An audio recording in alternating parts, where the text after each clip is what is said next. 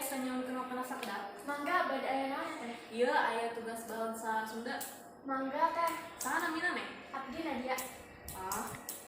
Ayeuna marak perihal COVID-19. Bisa Neng jelaskeun ngeunaan COVID-19 teh? COVID-19 nyaeta panyakit tepa anu disebabkan ku virus corona.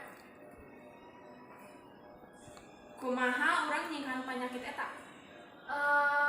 Hal anu wajib dilakukan nyaeta ngajaga kabersihan jeung social distancing.